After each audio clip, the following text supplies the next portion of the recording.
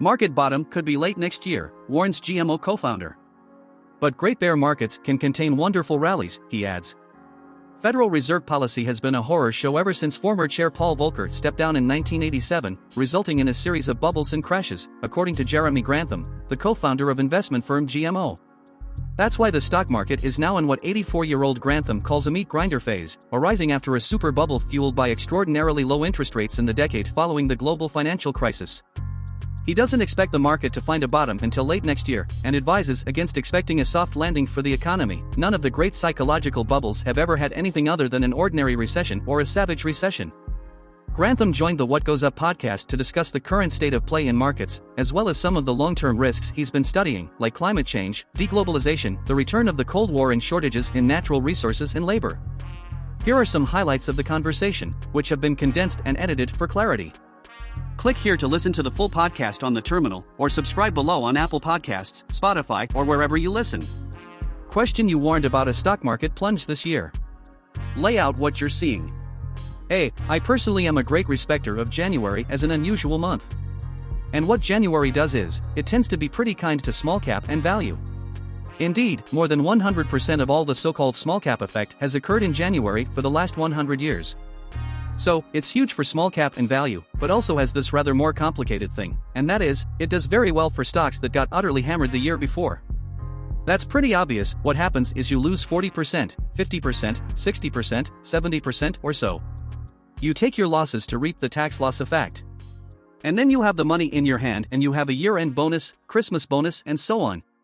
And you look out into the new year, you can see them as bargains. They're down a lot, in this case, the growth stocks. And so you buy them.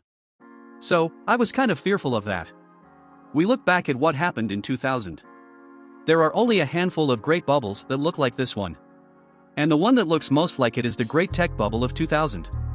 And during 2000, the blue chips continued to go up, the dot-coms, and then they shot the junior growth stocks and then the medium growth stocks and finally the great Ciscos of that era. And by the end of the year, the Nasdaq was down 40%. And a lot of the growth stocks were probably down about an average of 50% or 60%. It was a bloodbath. And that pretty much sums up what happened to highly speculative stocks last year, don't you think? And so, what happened in 2001? January 2001 was up 12%, led by the specs that had been wiped out the previous year. This seems so boring as to hardly be worth commenting on, but that is exactly what happened this year. And one of the proofs is if you take the order of horror last year and flip it, that is precisely the order of heroics this year. Question: will that parallel to the dot-com bubble go from peak to trough? A. The bottom was in late 2002. Mostly the great bubbles, when they break, they take a long time. They typically take a couple of years, 3 years, and every now and then they get rid of it in a real hurry. But my guess was this was going to be a long one. The buy-in to the idea that stocks only go up and the amount of speculative craziness that was set in train by the COVID supplemental payments meant that individual participation was actually off the scale, bigger than 2000, bigger than the dot-com. And so, this looked like it would have a whole lot of buy the dip from day one. And it's had a lot of buy the dip. But 2000 had some wonderful rallies. Even in 1929, it rallied almost 45% off the lows of 29 until April of 1930. A hell of a rally must have made people feel that the worst was over, and then it rolled over and went down well over 80% on the S&P, and most of the speculative index went down 95%, give or take.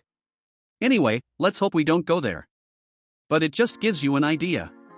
Great bear markets can have wonderful rallies. Great bear markets can take their time. And we have a very, very recent one where quite a few players in today's market experienced 2000, and it went on for 3 painful years. And the housing bust was a quick one, but not that quick. It took over a year of pretty steady declines. So, my guess is this one will not bottom until deep into next year. Question: so, 3 straight years of losses, do you think?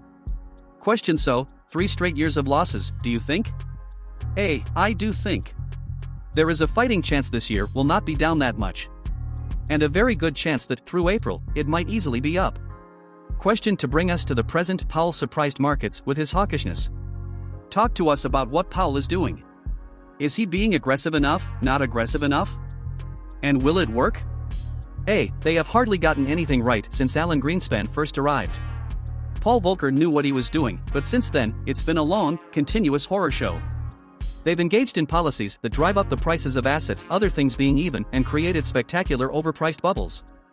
They then break because that's what bubbles have to do. They simply break of their own extreme overpricing and we pay a very tough price. And then the Fed races to the rescue. Oh dear, the wreckage of 2000. They came in and they prevented the S&P from going down more than 50%, which it would have done. With moral hazard, lots of aggressive language and reduction in rates, they managed to curtail that at 50%. They couldn't stop a recession. They didn't stop the Nasdaq going down 82%. They threw the kitchen sink at it. And then what happened to Bernanke? He's facing a housing bubble.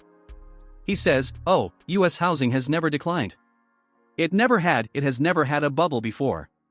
It was famously diversified between California going up and Florida going down, etc., or vice versa.